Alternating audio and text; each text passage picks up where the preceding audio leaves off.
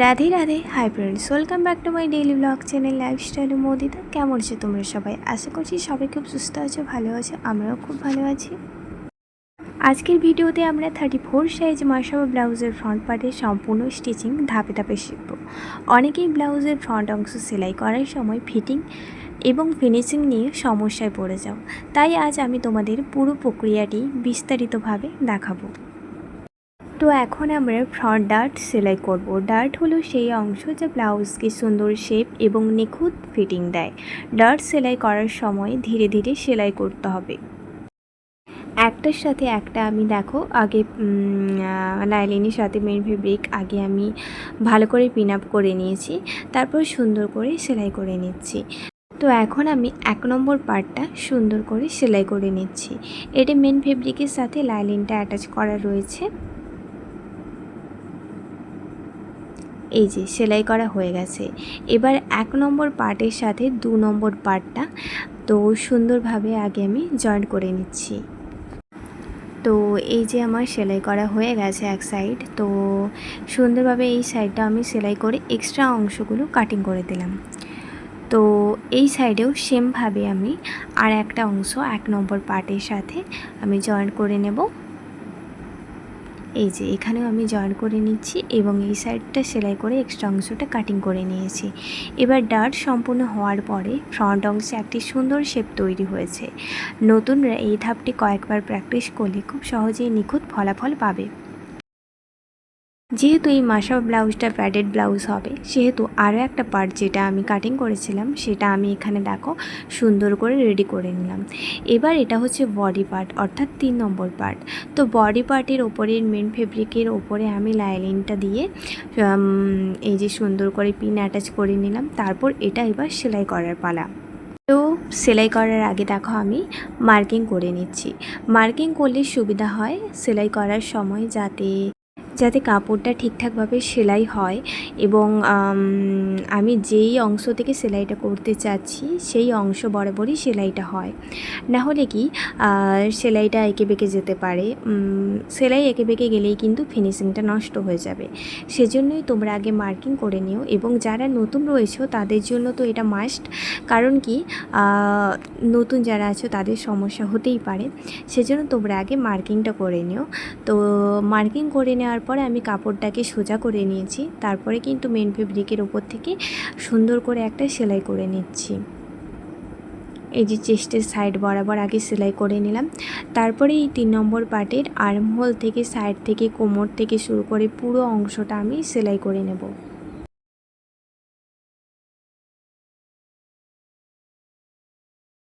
তো এই যে সেলাই করা অলরেডি কমপ্লিট হয়ে গেছে। আর এই ভিডিওর পেপার কাটিং মানে মাসাবা 34 সাইজ মাসাবা ব্লাউজের পেপার কাটিং কিভাবে করেছি, বা এই ব্লাউজটা কাটিং করার জন্য কিভাবে মাপ নিয়েছি, কত মাপ নিয়েছি, সমস্তটাই আমি ভিডিওতে দিয়ে দিয়েছি। তোমরা যারা যারা দেখোনি অবশ্যই কিন্তু চেক আউট করে নিও। আর এখানে আমি ব্রাকআপটা বসিয়ে নিচ্ছি। ব্রাকআপ বসানোর জন্য যে লাইলিনটা আমি রেডি করেছিলাম, সেই লাইলিনের ভেতরের অংশ যেদিকে সেলাই রয়েছে সেই দিকেই কিন্তু আমি ব্রাকআপটা বসিয়ে নিচ্ছি। এই ব্রাকআপ বসানোর ভিডিও কেউ যদি আলাদাভাবে দেখতে চাও তাহলে অবশ্যই কিন্তু আমাকে কমেন্ট করে জানিও। আমি খুব সুন্দর এবং ফিনিশিংভাবে তোমাদের ব্রাকআপ কীভাবে বসাতে হয় সেটা আমি অবশ্যই শেয়ার করে দেব। তোমরা যদি চাও দেখতে অবশ্যই কিন্তু কমেন্ট করো। এবারে দেখো আমি এখানে মেন ফেব্রিকটা নিয়ে নিয়েছি, তার উপরে লটকানি দড়িটা সেট করে দিচ্ছি। লটকানি দড়ির বড় সাইডটা যেদিকে রয়েছে সেটা কিন্তু নিচের দিকে রয়েছে, আর ওই কর্নার বরাবর কিন্তু আমি বসিয়ে দিচ্ছি। এবারে দেখো আমি এখানে সেলাইটা করে নেব।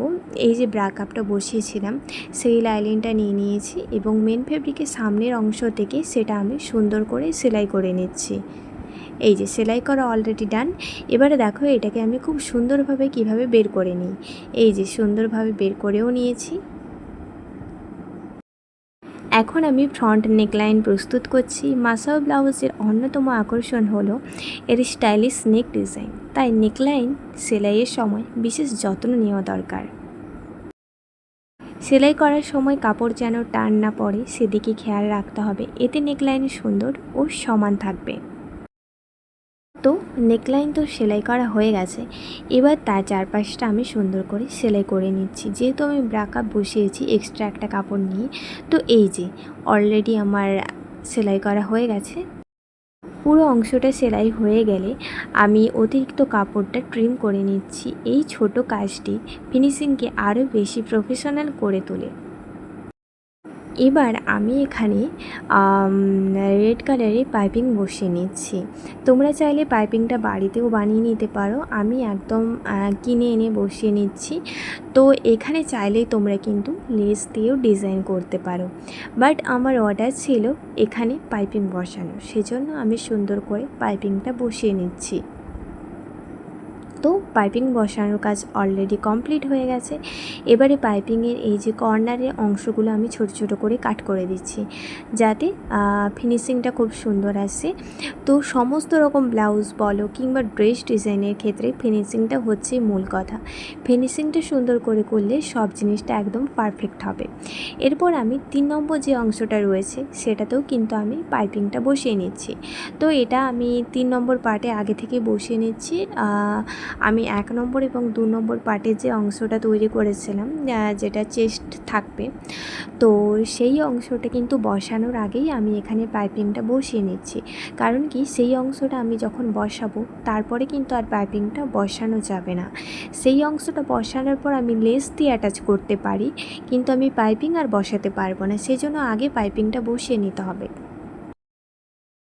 আর এর আগেও আমি একটা মাসাও ব্লাউজ শেয়ার করেছিলাম কাটিং সহ স্টিচিং পুরোটা, সেটা হচ্ছে ইয়েলো কালারের একটা ব্লাউজ, সেটাতে আমি লেস দিয়ে ডিজাইন করেছিলাম। তোমরা কি কেউ দেখতে চাও? তাহলে আমি এই ভিডিওর ডেসক্রিপশান বক্সে সেই ভিডিওটির লিঙ্ক অবশ্যই শেয়ার করে দেবো, তোমরা কমেন্টে জানিও যে দেখতে চাও কি না। এরপর পাইপিংটাকে ভেতর দিক থেকে ছোট্ট ছোট্ট করে কাট করে নিচ্ছি। এতে কোনো সমস্যা নেই, কিন্তু ছোট্ট ছোট্ট করে কাট করে নিতে হবে, যাতে কোনো জায়গায় টান না পড়ে, একদম ফিনিশিংটা বাইরে থেকে পারফেক্ট আসে। এবার এই যে এটা আমি বসিয়ে নেব। দেখো 1 নম্বর 2 নম্বর পার্টের সাথে 3 নম্বর পার্টটা আমি কিভাবে অ্যাটাচ করে নিচ্ছি। মাঝখান বরাবর কিন্তু আমি পিন আপ করে নিয়েছি। এবার আমি সেলাই করব। এই যে দেখো, একটু একটু করে ধরে ধরে ধাপে ধাপে সেলাইটা করতে হবে, না হলে কিন্তু সেলাই ভুল হয়ে গেলে ফিনিশিং একেবারে খারাপ হয়ে যাবে, তখন আবার ঠিকঠাক করতে হবে। তো সেজন্যই আগে থেকে সুন্দরভাবে দেখে ঠিকঠাক করে তারপরে কিন্তু তোমাদেরকে সেলাইটা করতে হবে। আর 2 সাইডের কর্নারটা আগে তোমাদেরকে মাপ করে নিতে হবে। এই যে ঠিকঠাক আছে তো, ঠিক জায়গা থেকে আমি সেলাই করতে পারছি তো, নাকি কোনো অংশ ছোট বড় হয়ে যাচ্ছে, সেদিকে তোমাদেরকে অবশ্যই খেয়াল রাখতে হবে। তারপরে কিন্তু তোমাদেরকে সেলাই করতে হবে। তো আমি আগে ভালো করে হাত দিয়ে স্মুথ করে নিলাম, তারপরেই কিন্তু আমি সেলাইটা করে নিচ্ছি। এক সাইড তো অলরেডি সেলাই করা হয়ে গেছে, অপর এক সাইডও সুন্দরভাবে সেমভাবে আমি সেলাই করে নেব। তো দেখো, ধীরে ধীরে আমাদের ব্লাউজের ফ্রন্ট অংশ সম্পূর্ণ রূপ পাচ্ছে। এই পর্যায়ে ব্লাউজের শেপ, নেকলাইন এবং ডার্টি ফিনিশিং স্পষ্ট দেখা যাচ্ছে। যারা বাড়িতে ব্লাউজ সেলাই করো তাদের জন্য একটি গুরুত্বপূর্ণ টিপস, প্রতিটি ধাপ শেষ করার পর অবশ্যই কাপড়ের ওপর আয়রন করে নিও। এতে কাপড় সমান সমান থাকে এবং ফিনিশিং অনেক বেশি সুন্দর হয়। এই যে দেখো, এবার আমি এখানে কোমর পট্টিটা বসিয়ে নিচ্ছি। কোমর পট্টির জন্য 1 ইঞ্চের মতো আমি একটা লাইনিং কাটিং করে নিয়েছি। তো লাইনিংটা কাটিং করে নেওয়ার পর আমি কিন্তু ব্লাউজের ফ্রন্ট অংশে লাইনিংটা আগে সেলাই করে নিচ্ছি। তারপর এটাকে আমি আমার ডান দিকে ঘুরিয়ে লাইনিংয়ের উপর থেকে চাপ সেলাই দিয়ে দিলাম। তো চাপ সেলাই দেওয়ার পরে আমি লাইনিংটাকে ভেতরের দিকে করে নিয়ে ডাবল ফোল্ড করে নেব, তারপরে কিন্তু আমি সেলাইটা করে নেব। এবার এই কোমর পট্টির কথা আমি যেটা বলি সেটা হচ্ছে, অনেকে চায় কোমর পট্টি একটু চওড়া রাখতে, অনেকে চায় সরু রাখতে। তো তোমরা যদি অর্ডারে কাজ করে থাকো বা বাড়ির ব্লাউজই বানাও, তোমাদের মর্জি মতো তোমরা কে কীরকমভাবে পছন্দ করো সেই অনুযায়ী কিন্তু তোমাদেরকে পট্টিটা কাটিং করে নিতে হবে, তারপরে কিন্তু সেলাই করতে হবে।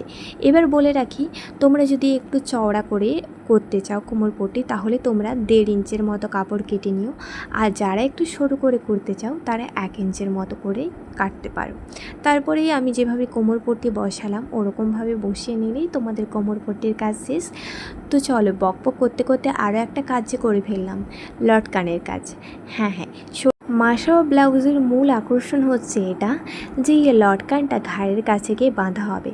তো সেজন্য আমি এইখানে লটকানটা সুন্দরভাবে বানিয়ে নিচ্ছি। এটা হচ্ছে কলকা লটকান করে নিচ্ছি। তো এখানে আমি দুটো করে লটকান দিচ্ছি, যেটা তোমরা দেখতেই পাচ্ছ। লটকান লেস রেখেছি গোল্ডেন কালার, এবং লটকানের মানে ব্লাউজের যে ফেব্রিক ছিল সেই ফেব্রিকটা দিয়েই কিন্তু আমি সুন্দর করে এটাকে স্টিচ করে নিচ্ছি। আর এই হচ্ছে আমার মাসবা ব্লাউজের ফ্রন্ট নেকের ফাইনাল লুক। ভিডিওটি যদি তোমাদের ভালো লেগে থাকে তাহলে একটি লাইক এবং বন্ধুদের সাথে শেয়ার করো, এবং লাইফস্টাইল মৌদিদা চ্যানেলটি অবশ্যই সাবস্ক্রাইব করতে ভুলো না। আর কিছুদিন আগে আমি তোমাদের সাথে একটা ব্লাউজের হাতা শেয়ার করেছিলাম, যেটা ছিল এই কালারের কাটওয়ার্ক ডিজাইনের ওপরে, রাউন্ড কাটওয়ার্ক ডিজাইনের উপরে। তো সেটা আমি তখন বলেছিলাম যে এটা হচ্ছে মাসাওয়া ব্লাউজের স্লিভস। তো তখন আমি বলেছিলাম এই ব্লাউজটা তোমাদের সাথে শেয়ার করব।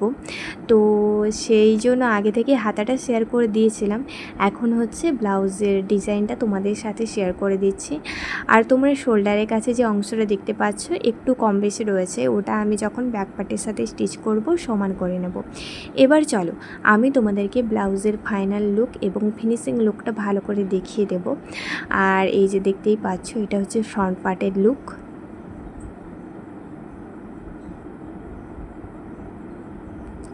আর এইটা হচ্ছে ব্যাক পার্টের লুক। তোমরা কেউ ব্যাক পার্টের লুক চেয়েও না, কারণ কি ব্যাক পার্টের লুক আমি রেডি করেছিলাম, বাট ভিডিওটা কোথায় হারিয়ে গেছে আর খুঁজে পাচ্ছি না।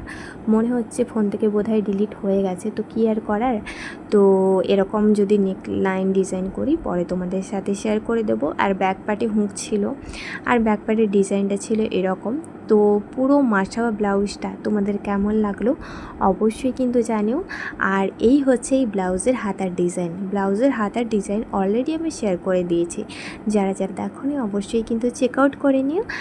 আজকের মতো এখানেই বিদায়। সবাই ভালো থেকো, সুস্থ থেকো, নিজেদের খেয়ালে রেখো। রাধে রাধে।